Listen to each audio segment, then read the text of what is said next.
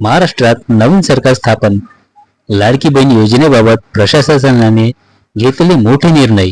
नमस्कार मित्रांनो, मी तुमचा मित्र केपी श्रीराम तुमचं सर्वांचं आमच्या या युट्यूब चॅनलमध्ये खूप स्वागत करतो. आणि मित्रांनो, खूप महत्त्वाचा असा व्हिडिओ तुमच्यासाठी घेऊन आलो आहे, तर या व्हिडिओला शेवटपर्यंत नक्की बघा. मित्रांनो, महाराष्ट्रातील नवीन सरकार स्थापन होताच मुख्यमंत्री माझी लाडकी बहीण योजनेबाबत मोठे निर्णय घेतले जात आहेत. मुख्यमंत्री माझी लाडकी बहीण या योजनेच्या निकषामध्ये बदल करत लाभार्थ्यांची पुन्हा छाननी करण्याचा निर्णय प्रशासनाने घेतला आहे.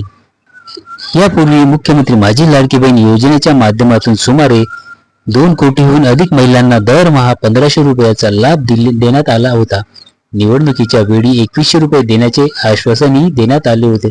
मात्र आता ही रक्कम फक्त पात्र व गरजू महिलांनाच मिळेल. यासाठी सरकार कठोर तपासणी प्रक्रिया राबवित आहे. या योजनेच्या पात्रतेसाठी आवश्यक निकष म्हणजे ते उत्पन्न मर्यादा. कुटुंबाचे वार्षिक उत्पन्न 2.5 लाखापेक्षा कमी असणे गरजेचे आहे.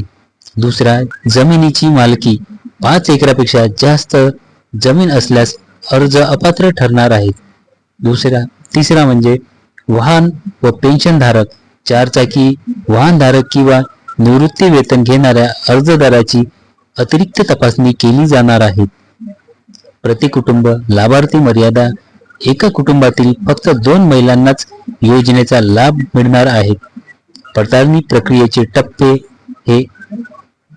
हे कागदपत्राची क्रॉस तपासणी, अर्जातील माहिती आणि सादर केलेल्या कागदपत्राची तपासणी केली जाईल. घरभेटी व सर्वेक्षण, अधिकाऱ्याकडून थेट लाभार्थ्यांच्या घरी जाऊन तपासणी केली जाणार आहे. पुनर्तपासणी व तक्रार निवारण, तक्रार नोंदण्यासाठी नवीन हेल्पलाईन क्रमांक आणि पोर्टल सुरू करण्यात येणार आहेत. या निर्णयामुळे लाडकी बहीण योजनेच्या निधी वितरणात पारदर्शकता येईल आणि फक्त गरजू महिलांनाच या योजनेचा लाभ मिळणार आहे. तर मित्रांनो, खूप महत्त्वाचा व्हिडिओ आज मी तुमच्यापर्यंत घेऊन आलो आहे. तर मित्रांनो, तुम्हाला हा व्हिडिओ आवडला असेल तर आमच्या या व्हिडिओला एक लाईक नक्की करा. आणि जर कोणी आमच्या या यूट्यूब चॅनलवरती नवीन असाल तर आमच्या या यूट्यूब चॅनलला सबस्क्राईब करून ठेवा, जेणेकरून तुम्हाला असेच महत्त्वाचे नवनवीन व्हिडिओ तुमच्यापर्यंत पोहोचले जातील.